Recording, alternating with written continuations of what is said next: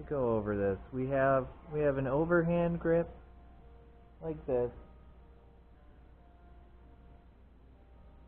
And then we have an underhand grip more like this. We want to keep our fingers on this side of the rest all the time. When we start our cut, as we've rehearsed, we start with the back of the tool in the wood, lean to what would be our left, and then when we see a curl or dust start to come off, we can then proceed to move forward, which, as you can see, will also cut.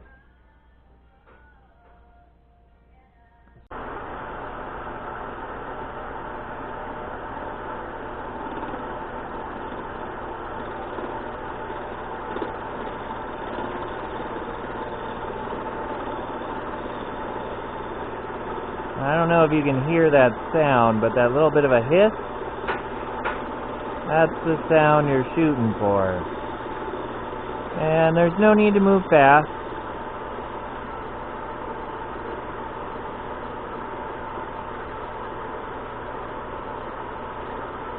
I'm using the big gouge because it'll be easier to see on the video.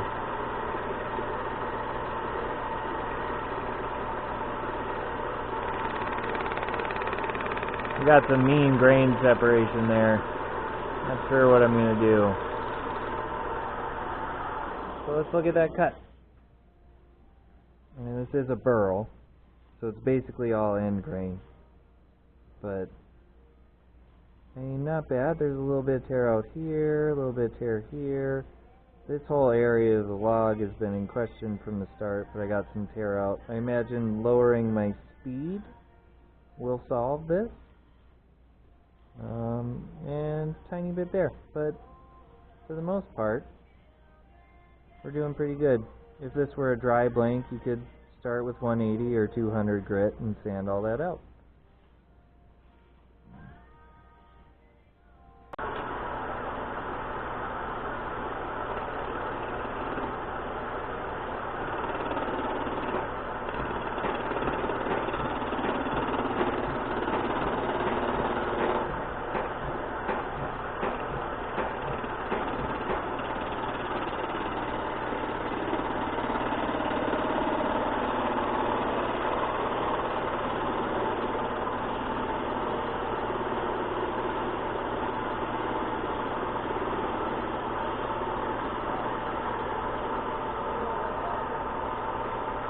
See that the shavings are coming off just above center.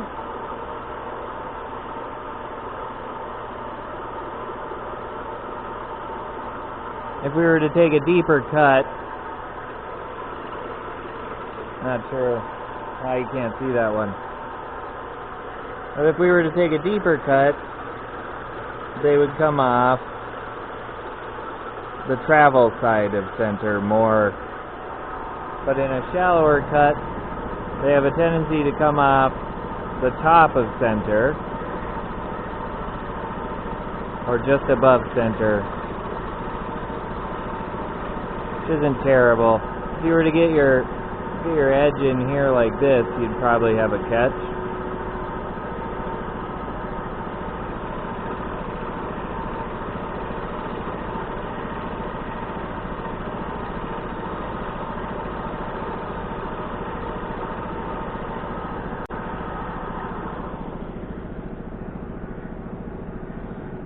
So that's what was throwing me off. Oh, that's bad. That's going to take glue. I need to take a measurement because I don't think I can take any more cuts down here and still grab that. So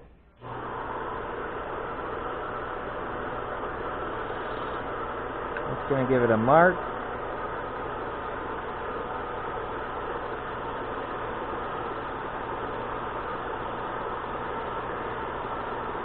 Cut my dovetail for my tenon.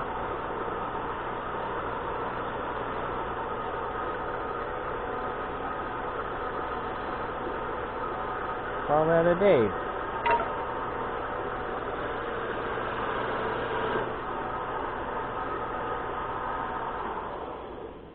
that'll be the extent of our form. And now I don't have to worry so much about this funky piece of whatever it happens to be. Do need to decide if I want to cut these all the way out or not. So actually I think I will part this off, reposition the camera a little, and put this in the chuck.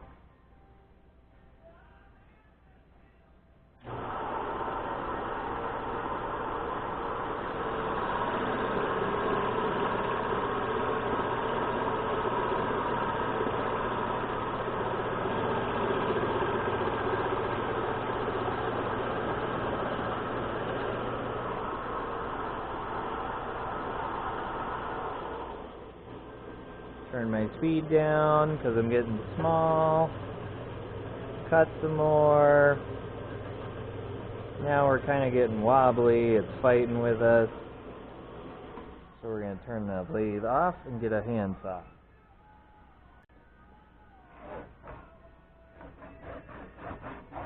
I usually have the side of the saw right on my fingers just to not deviate too far.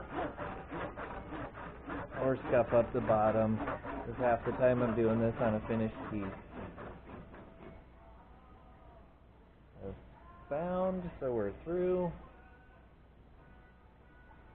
Pinched way too hard.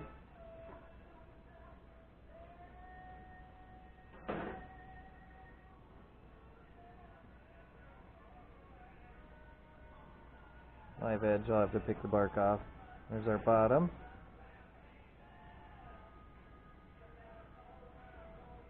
Might try to dry this and save it for something else. Now, because I did this, instead of using the chunk I had in here with my center, I'm going to reestablish center. Next, I'm going to go over to the disc sander and bump this just to flatten it. Not necessary, but it's a lot cleaner. So I'm going to use my center from my tail stock to hopefully reestablish something decent.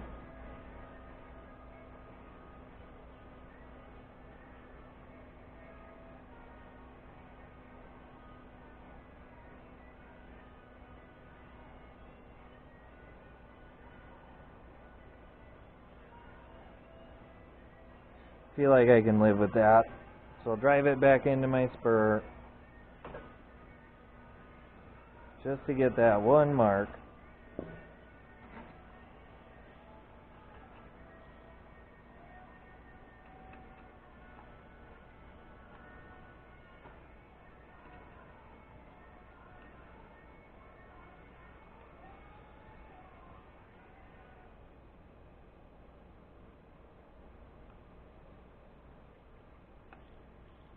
And naturally, which I do this often, I make my tenon just a hair big on accident,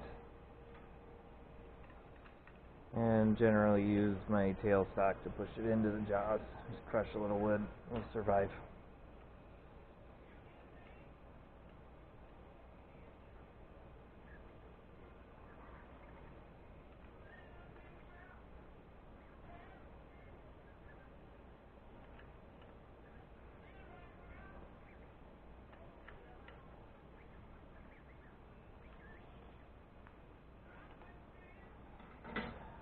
Probably shouldn't have squeezed it that tight.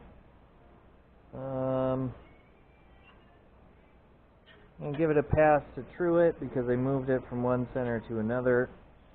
And then I will remove my tail stock and true it again.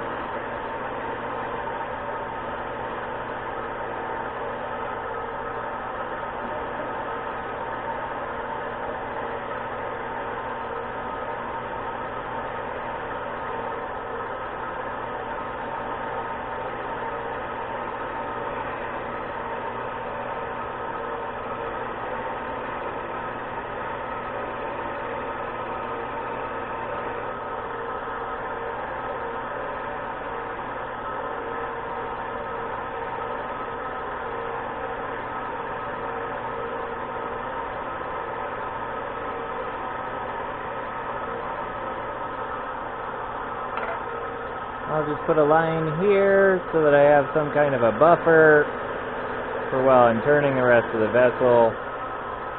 Tell me that that'll be the bottom. Take the tailstock out. Turn the lathe on slow, see if it moved. Doesn't really feel like it did.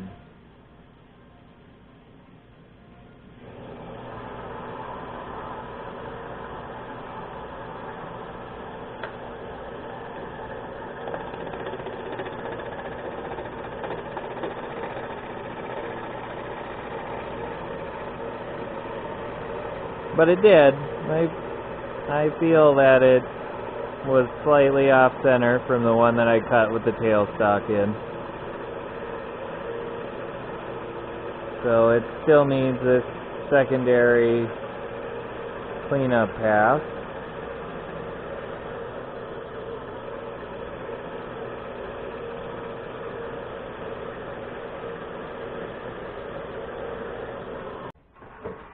Move my tailstock out of the way. Relatively clean cut still. We're going to have to put a little glue in here. This is canning wax that I wish wasn't there. I might just melt that in, call it a day. But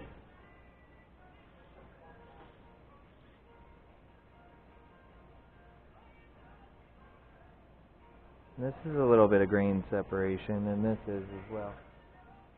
There's a little grain separation.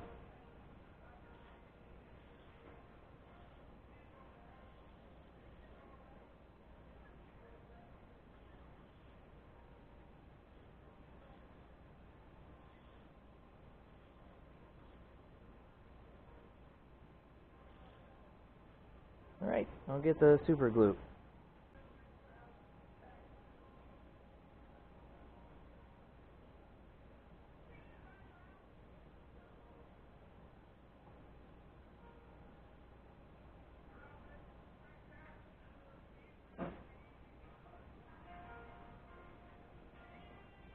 Accelerator.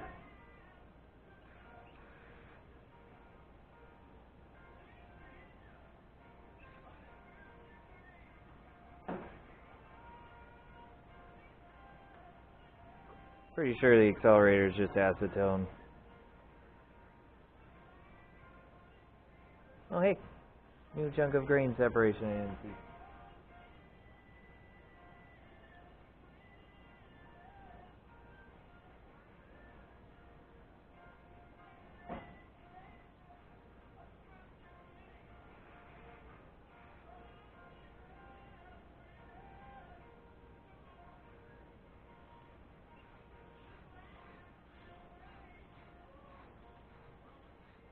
Yeah, look at that grain.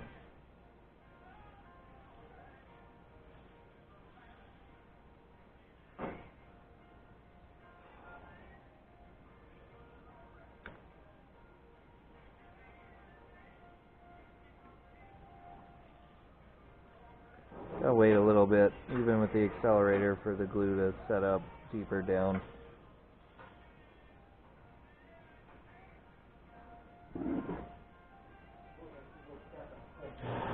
I did not that long ago.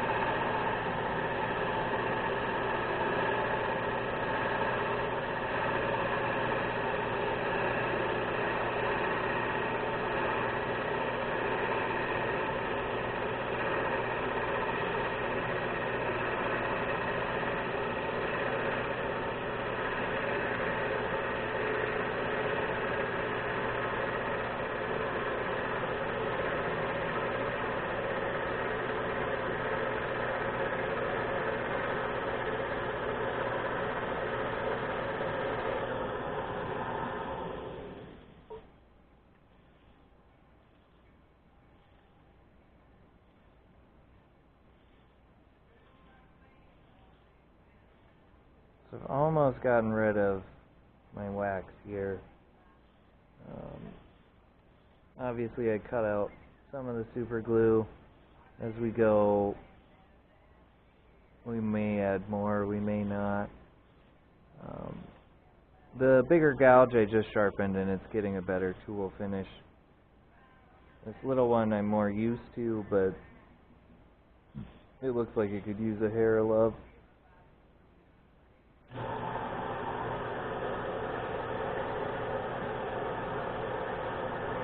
So, right around this point is where I'm feeling that little chunk of wax.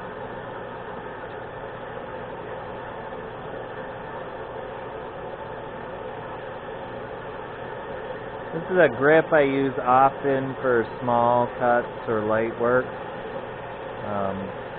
It comes in handy for things like finials, because I can then reach under the rest and stabilize the wood while I cut, which I know that's what I said not to do at the beginning of this recording, but there are times where it is necessary, and most bowl turners or people who make hollow forms are never going to need that.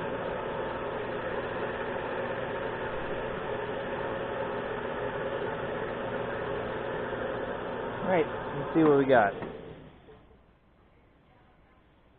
A little tiny bit of wax left. Okay.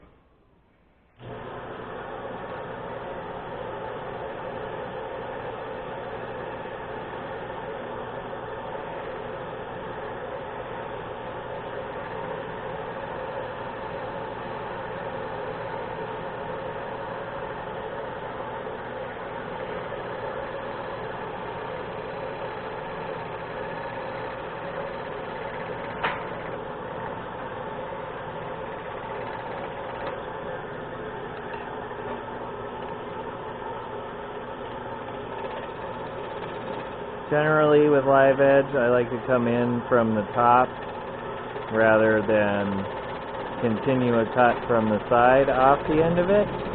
It has better odds of not ruining the live edge that way.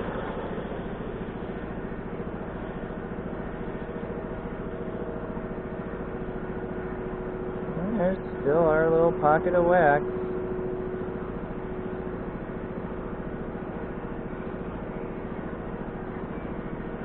I think I'm going to bother because I'm going to put beeswax on the outside of this anyway. So as this piece dries, the bark is going to come off more easily. The bark doesn't shrink, but the wood will. Next step here is to bore our hole to hollow. I don't think I'm going to put a foot on this.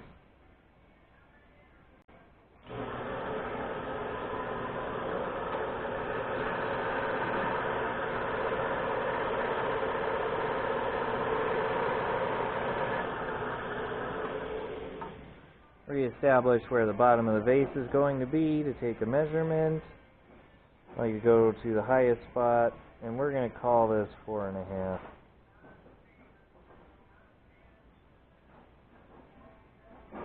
Which 4.5 puts us way back here. I'm going to have to get an extension. But I will start a pilot hole before using an extension, because extensions wobble a lot.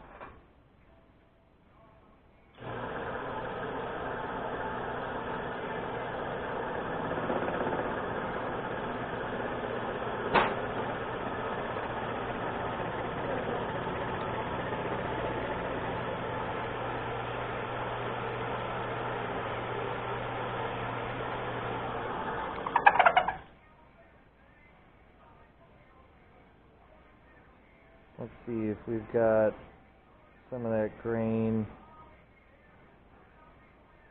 Not on these ones. Maybe if I just sharpen the bit.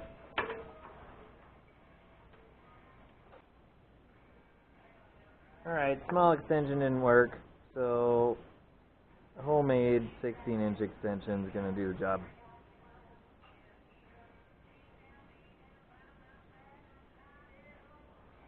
Just a whole 2 set screws, and then a chunk that'll fit in my chuck.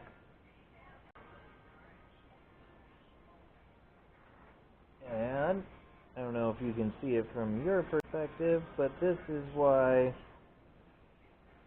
I drill a pilot hole first. The extension is not perfect.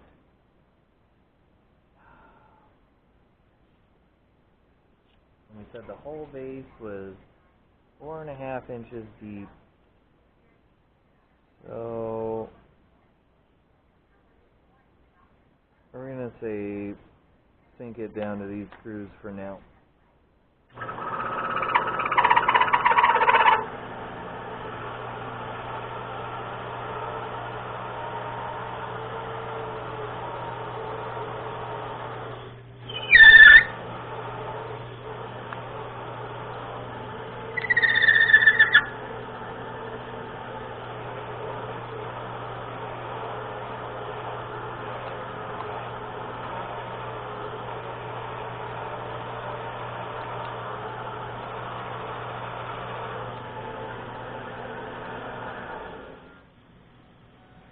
I can turn the lathe speed down to back out, but not all the way off until you're right at the end. Sometimes you can get stuck and it'll pull your taper out of your tailstock.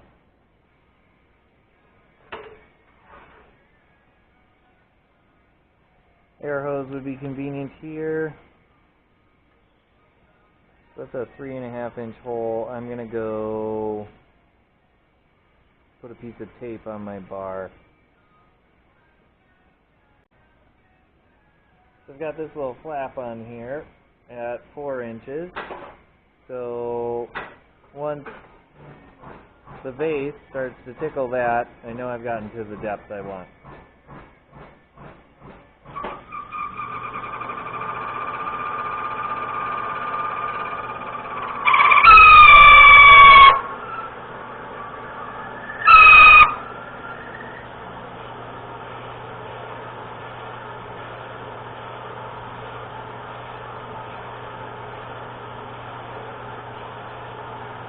And there you go.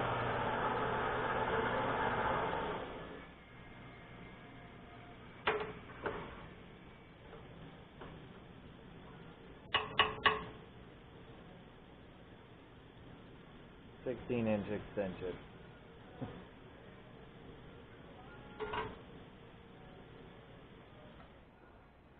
All right, pilot hole. This is where I would next clean up the outside and sand and finish.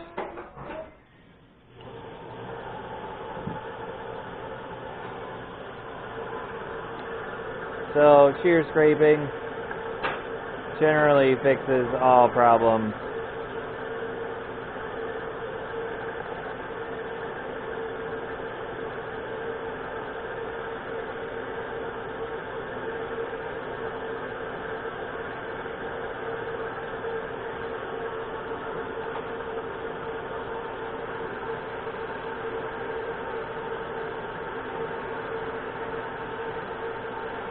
You hold your burr at roughly 45-degree angle to the wood. Sometimes you do more, sometimes you do less.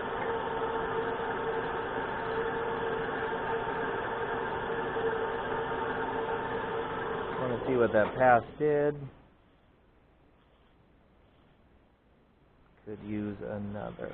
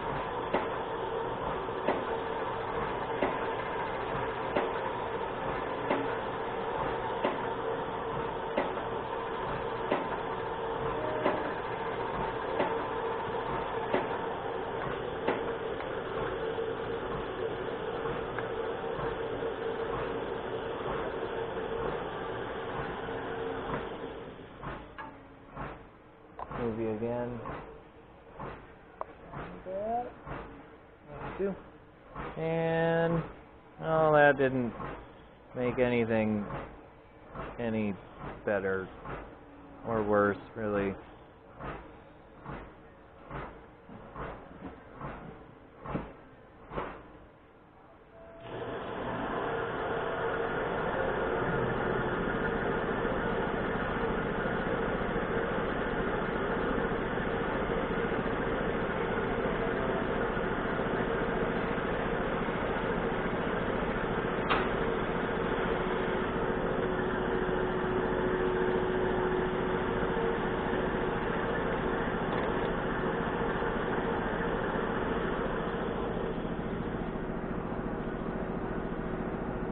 That one's better. That one came out a lot better.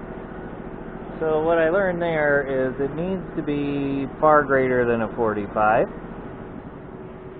And I needed to take a much shallower cut to get what I wanted out of it.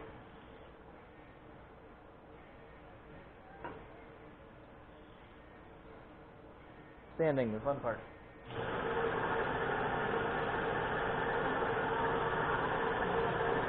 I often sand underneath. It's probably not the best, but it allows me to let go of the sandpaper and the lathe will just throw it. I've had chunks of sandpaper get caught between the work and the rest and hurt the work. This way, that can't happen.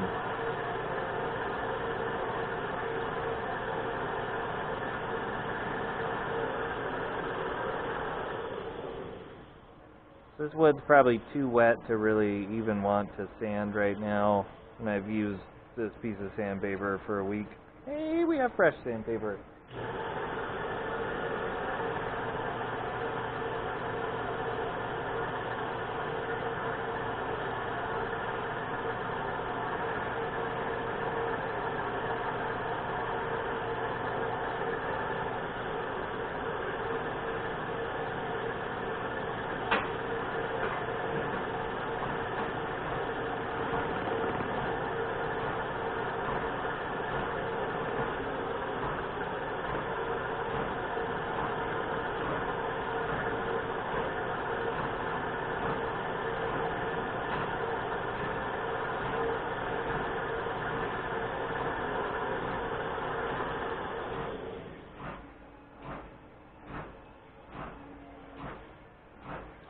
Really do not like this.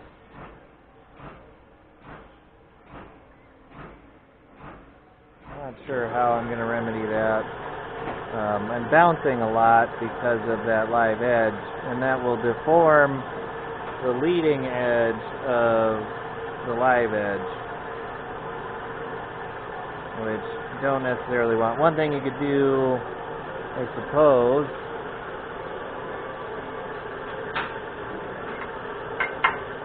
get a block.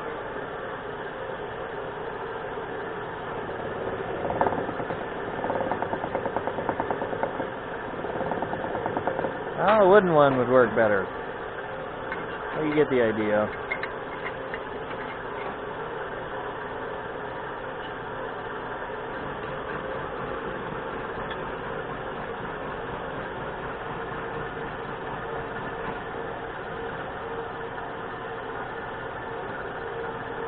Now, if it wasn't for this one spot, I'd be moving on to 300.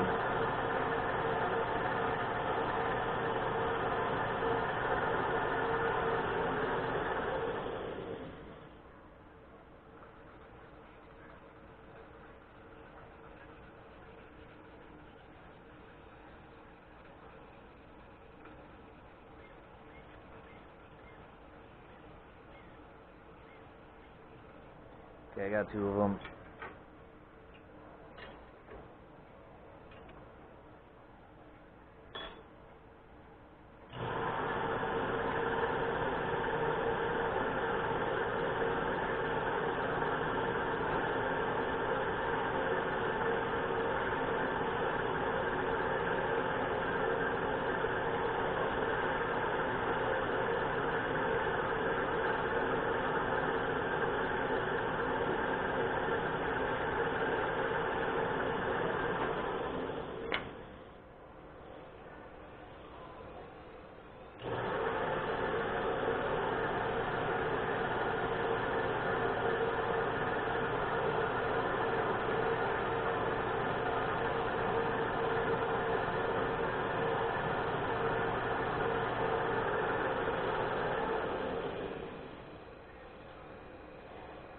Oh, we made more.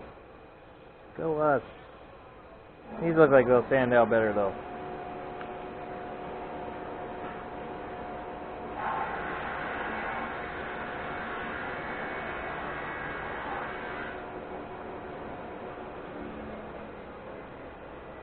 I'm doing this because the scratches are going this way and this gets me sanding in the opposite direction.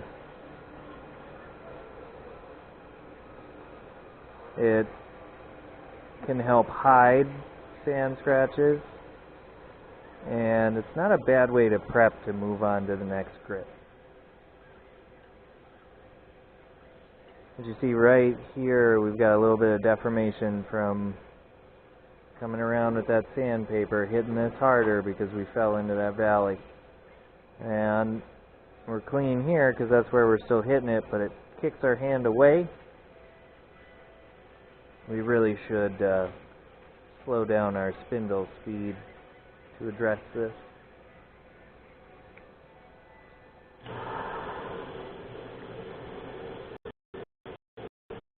Now I want to see how good it is, so I turn the speed back up.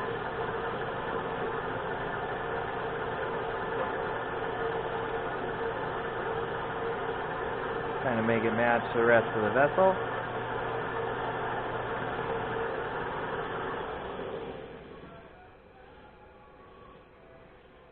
Progress, but not perfect. One more thing. Now this is a lovely tool by Wood Turner Wonders, the 45-degree angle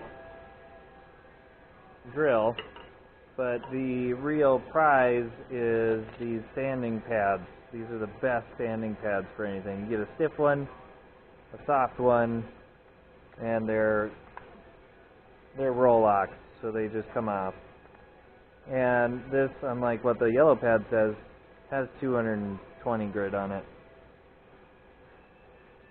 And I break this thing out for cases like this, just because I don't want to spend the time.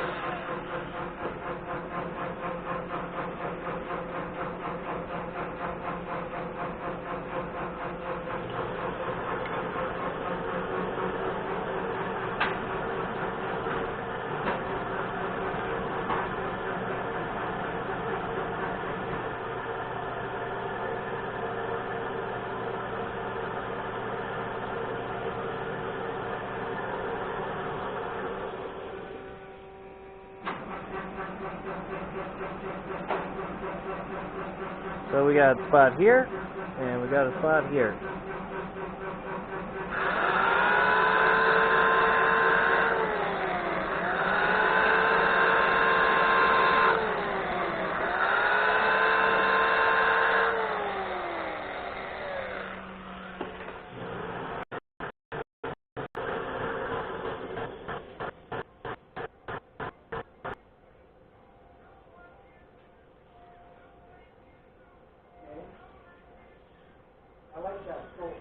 I would say that'll all come out in the next grit.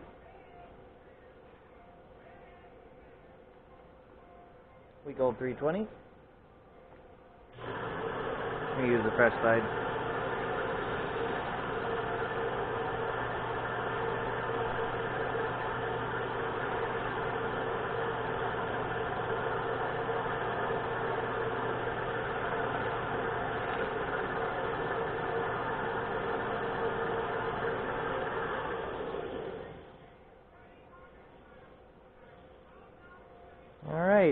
that all came out.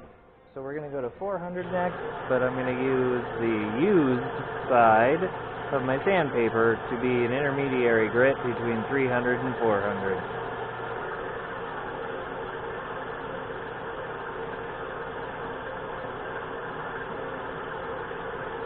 It turns out what I told you was 220 was 400. So that actually makes a lot of sense.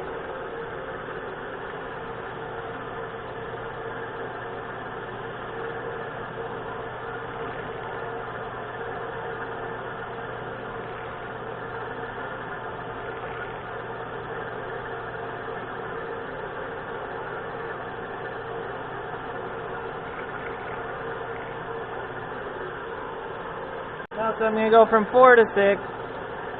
See, fresh 6 is probably even more aggressive than that 400 I've been using forever.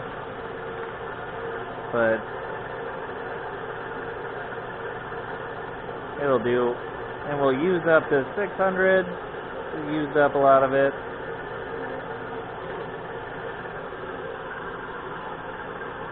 I'm going to hit it with some 15 for fun.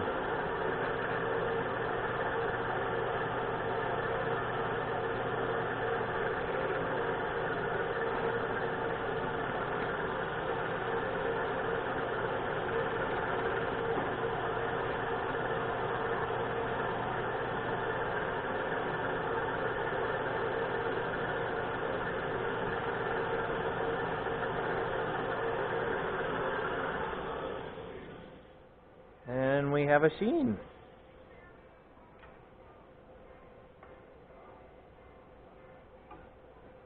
And move the rest. Get my tools out of the way.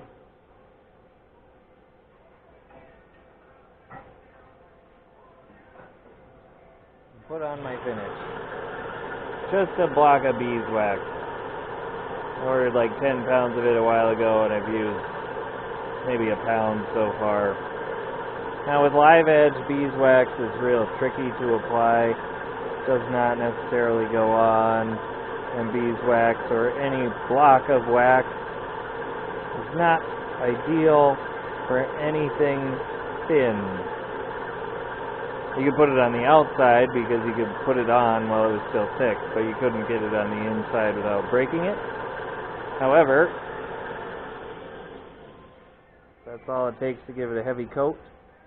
And we can melt wax in here with a heat gun later on. But first we see if our waxing towel will deal with all of this. I like to move everything out of the way so that if this towel gets taken from me, it doesn't bring any tools with and throw it at me. Hold on, don't wrap your fingers around anything, of course, but hold on kind of lightly. If the piece is going to take it, there's a couple of things that's going to happen. It's going to bring you with it, or it'll take the piece out of the lathe. So if the piece ever actually grabs a piece of cloth or sandpaper, just let it have it, turn your lathe off. I would rather pick something up off the floor several times than squish my face.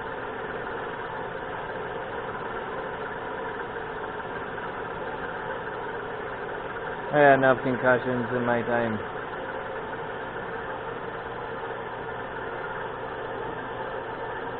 Beeswax melts at 120 degrees, so it really doesn't take much to get the wax on the wood.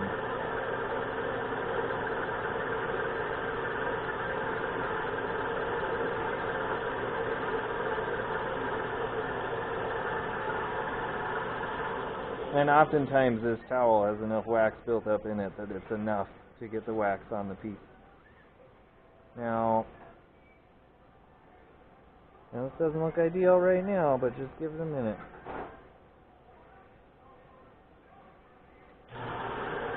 Now we have our buffing cloth. Same story. I usually like to let the wax cool, or if I'm going to do it while the wax is warm, I give it very, very low pressure.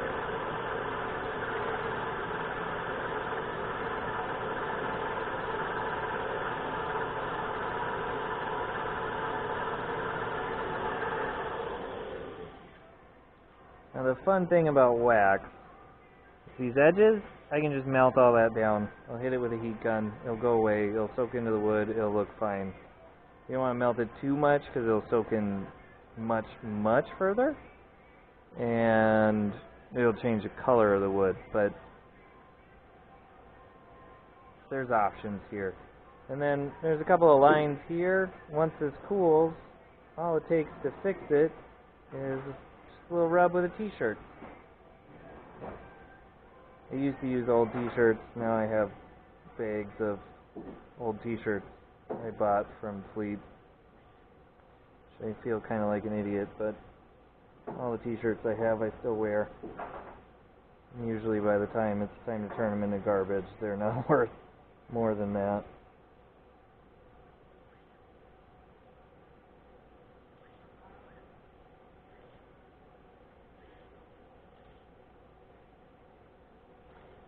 But yeah, beeswax. Easy to apply, easy to maintain, easy to fix. Decent finish.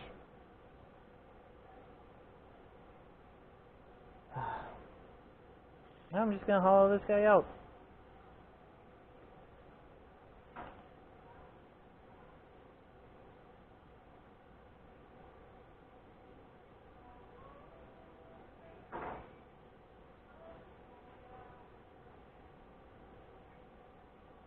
I do not have much left in the bottom.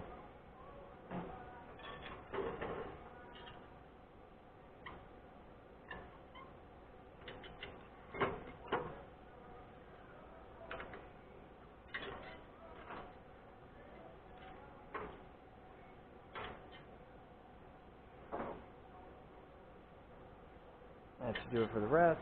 I'm going to loosen my belt tension a little here. And I generally stand on the other side of the lathe. Then I'm going to move over to my carbide one.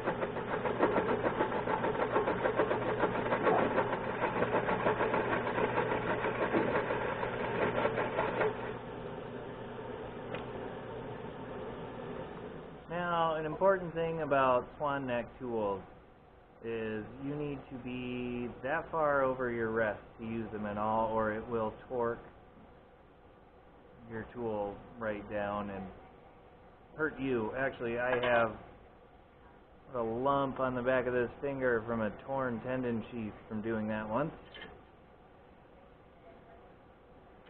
Now, it's been a really long time since I've used this cutter, and I can't tell if my rest is too high or too low.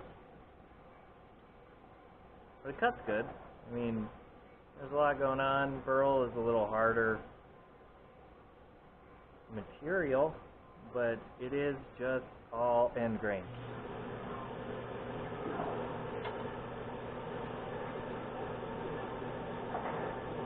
Well, my rest is too high now.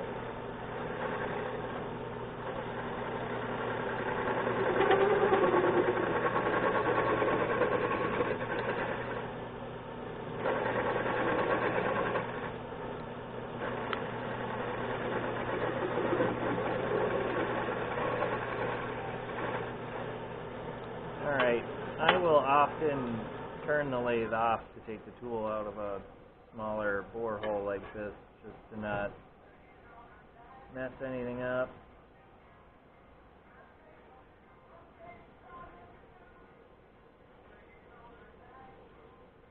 But once this part is done, all I gotta do is take it out of the lathe and turn it around, and turn the bottom, and I have a completed project.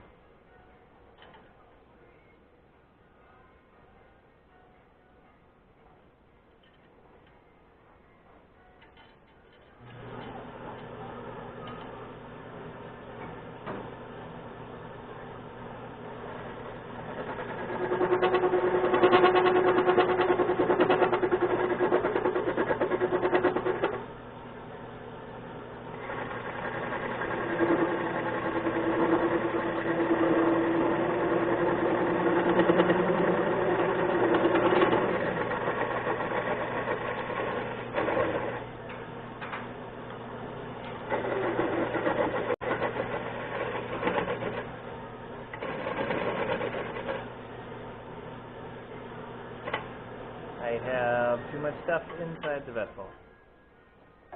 Can't even move my tool around.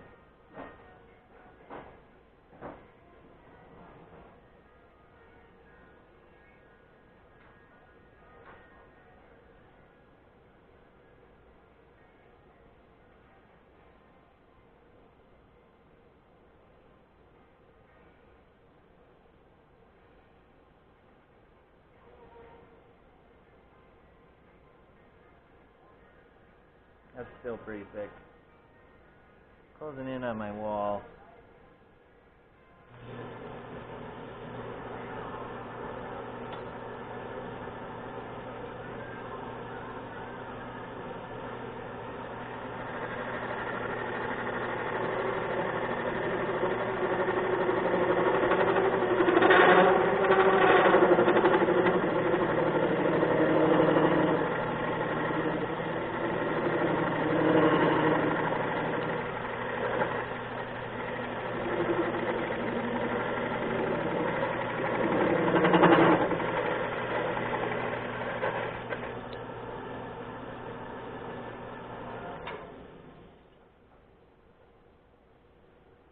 Air nozzle comes in really handy here.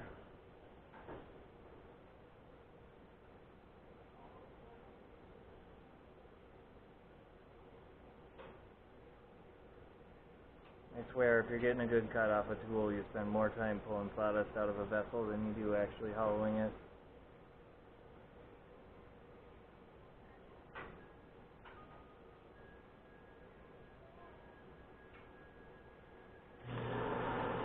Generally, you want to hollow from the top down as best you can.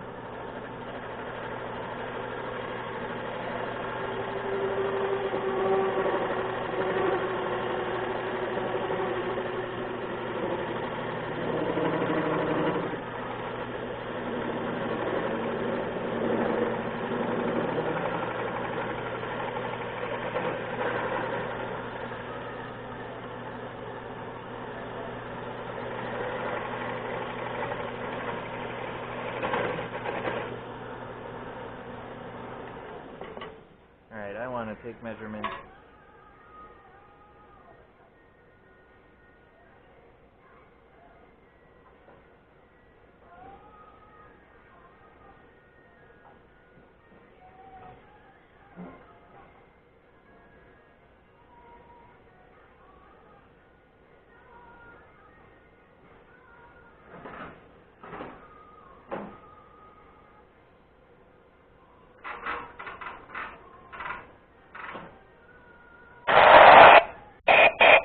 That had to be loud.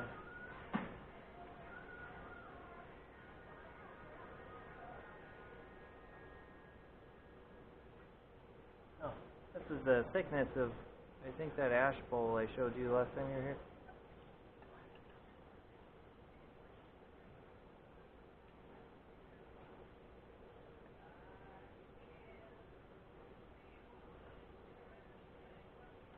Now, what's that?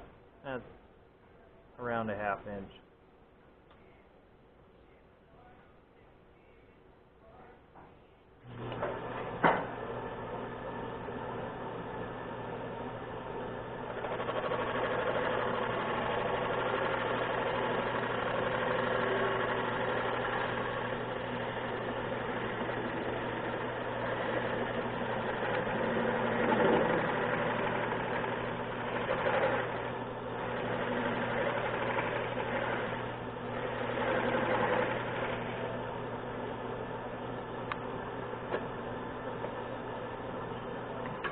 almost bad. Alright. Hit the same spot.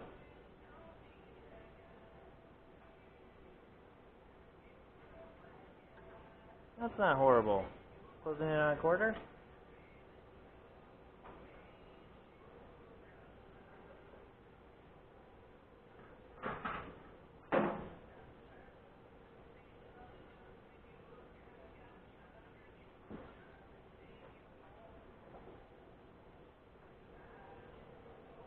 Third. Probably good enough.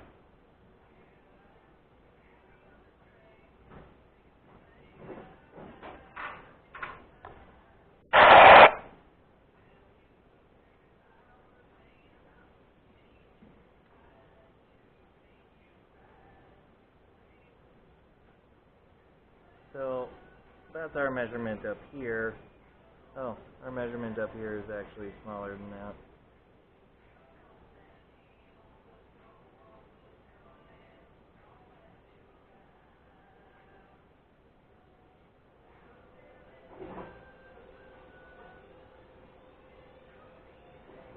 Came out to 2.9, not a massive difference. But that is up there. Then we move down. And that feels like a huge measurement.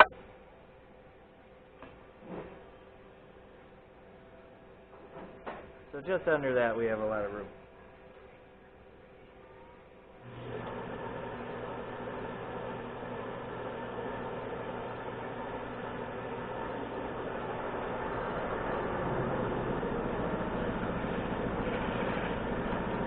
So just go in, kind of find that lip, make a few arcs, work those down a little. Because we're relatively cylindrical, we could actually find that corner and then push down like that. See, this is why I lowered the belt tension. If some of these things had happened and my belt tension was back, I probably would have lost the piece. Particularly with burl, because there's so much contrasting wood density inside of them, it's real tough to gauge what's going to happen.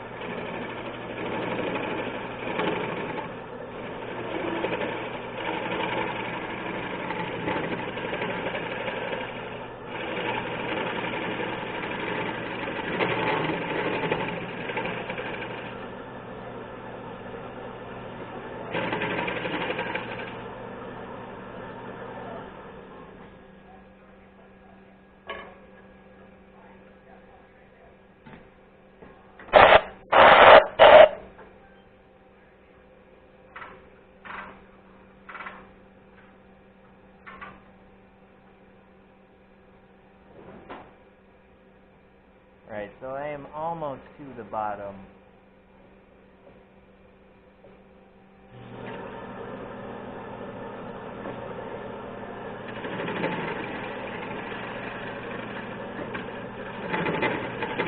You saw that grab? That was the backside of my round cutter touching the bottom of the vessel.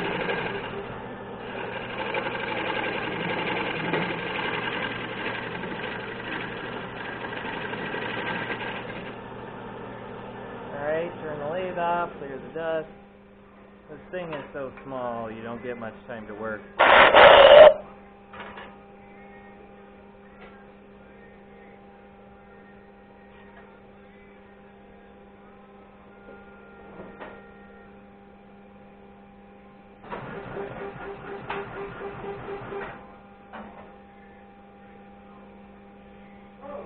Not bad. See if it's comparable to our shoulder measurement. And it's very close. Most of the vessel is close to that measurement, in fact. here might not be a bad place to quit.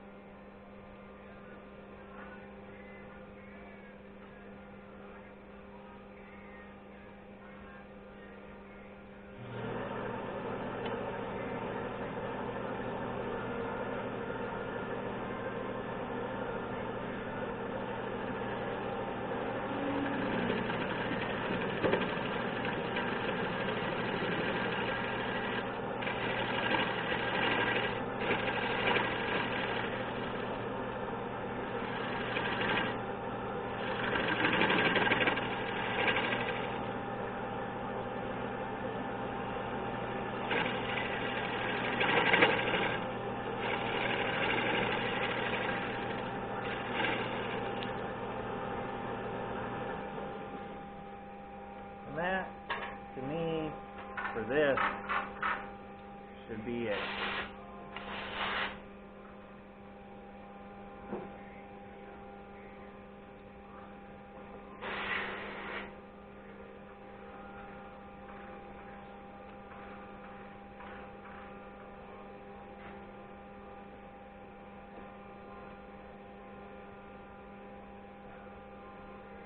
Got a lump there.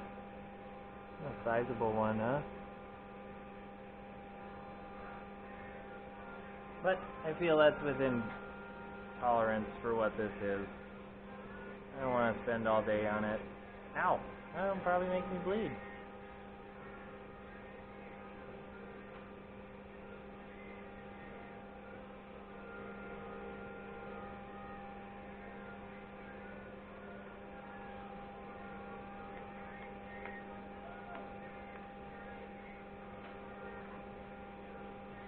Can't quite see light through it. I'm happy about that.